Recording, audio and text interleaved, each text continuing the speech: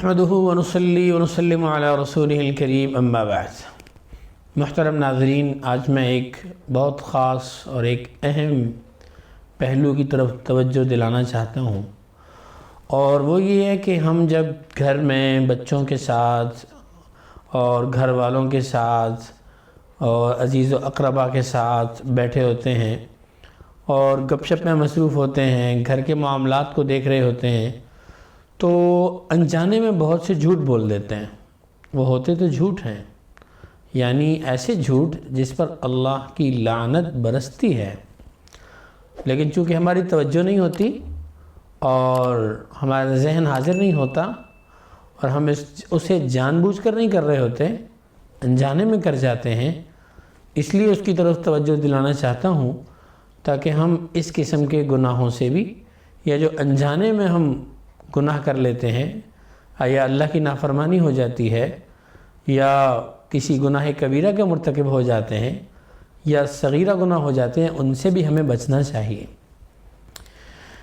میری مراد ہے جھوٹ کی ایک ایسی قسم جس کو خفیہ جھوٹ کہا جا سکتا ہے، یا جھوٹ کی ایک خفیہ قسم کہا جا سکتا ہے۔ وہ یہ ہے کہ ہم عام طور پر گھر میں بچوں کو بہلانے کے لیے ان سے جھوٹے وعدے بھی کر لیتے ہیں اور جھوٹی قسمیں بھی کھا لیتے ہیں ان کے سامنے، اور ان کو ایک جھوٹی چیز کی طرف بھی دعوت دے لیتے ہیں، یا جھوٹی تسلی کے لیے بھی کچھ نہ کچھ کہہ دیتے ہیں۔ یہ حقیقت میں جھوٹ ہے۔ مثال کے طور پر ایک بچہ رو رہا ہے اور ضد کر رہا ہے کچھ کرنے کے لیے، کچھ مانگ رہا ہے کچھ لینے کے لیے، تو ہم اسے کہہ دیتے ہیں کہ بھئی میں تمہیں کل دلا دوں گا، کل ضرور دلا دوں گا۔ تو ہم نے بچے سے وعدہ کر لیا کل کے لیے، اب اگر کر نہیں دلایا اور یہ جھوٹا وعدہ کیا ہے تو یہ جھوٹ ہے، یہ جھوٹا وعدہ ہے، اس پر پکڑ ہو سکتی ہے۔ ایک بات تو یہ ہے کہ ہم نے اللہ کا حکم توڑا جھوٹ بول کر، دوسرا یہ کہ ہم نے بچے کے ذہن میں کیا بات ڈال دی کہ ایسے جھوٹ بولے جا سکتے ہیں، یا ایسے جھوٹے وعدے کیے جا سکتے ہیں، یا ایسے کسی کو دھوکہ دیا جا سکتا ہے۔ ہم بچوں کی تربیت ہی غلط کر رہے ہیں۔ پھر مثلا بچہ رو رہا ہے اور ہم کہتے ہیں ادھر آؤ جلدی سے، میں تمہیں کوئی چیز دینا چاہتا ہوں، کوئی چیز دینا چاہتی ہوں، ادھر آؤ، میرے پاس تمہارے لیے چیز ہے۔ اب ہم یہ اس لیے کہہ رہے ہیں کہ وہ چپ ہو جائے، وہ روئے نہیں، وہ خاموش ہو جائے۔ لیکن یاد رکھیں، اگر ہم اسے بلا رہے ہیں کہ ادھر آؤ، فلاں چیز میرے پاس ہے آپ کے لیے، اور اگر نہیں ہے وہ چیز، یا ہم نہیں کچھ دے رہے، ویسے ہی بلا رہے ہیں، تو جھوٹ ہے یہ۔ حضرت عبداللہ ابن عامر رضی اللہ تعالی عنہ سے روایت ہے، فرماتے ہیں کہ میں جب چھوٹا سا تھا تو ایک مرتبہ رحمت دو عالم صلی اللہ علیہ وسلم میرے گھر میں تشریف لائے۔ آپ تشریف فرما تھے کہ میری والدہ نے مجھے آواز دی، عبداللہ ادھر آؤ، میری بات سنو، آؤ میں تمہیں فلاں چیز دینا چاہتی ہوں۔ اور حضرت عبداللہ کہتے ہیں کہ میں چل پڑا۔ پیارے نبی صلی اللہ علیہ وسلم نے میری والدہ سے پوچھا کہ آپ نے عبداللہ کو کیا دینے کا ارادہ کیا تھا؟ تو میری والدہ نے عرض کی، اے اللہ کے رسول، میں نے تو کچھ کھجوریں رکھی ہوئی تھیں، میں وہ دینے کے لیے اس کو میں نے بلایا تھا۔ آپ نے فرمایا ٹھیک ہے،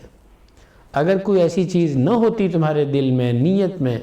یا تمہارے پاس کہ جو تم نے دینی ہوتی، اور ویسے ہی تم نے بلایا ہوتا کہ آؤ میں تمہیں کچھ دینا چاہتی ہوں، تو تمہارے نامہ اعمال میں تمہارے لیے ایک جھوٹ لکھ دیا جاتا۔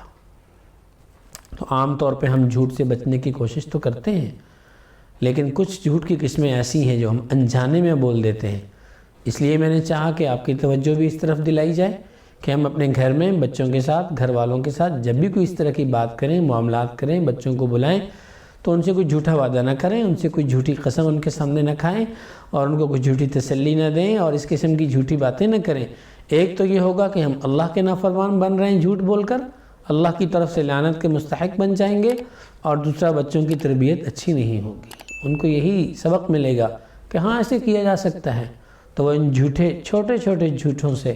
بڑے بڑے جھوٹ سیکھیں گے، اور ان چھوٹے چھوٹے دھوکوں سے بڑے بڑے دھوکے سیکھیں گے، اور پھر وہ کل نہ جانے ہماری اس غلط تربیت کی وجہ سے کتنے بڑے جھوٹ بول کر، کتنے بڑے دھوکے دے کر اپنی آخرت بھی تباہ کریں گے اور کہیں ہمیں بھی اپنے گناہوں میں ساتھ شامل نہ کر لیں۔ اللہ رب العزت میری، آپ کی اور ہم سب کے بچوں کی حفاظت فرمائے۔ وما علینا الا البلاغ المبین۔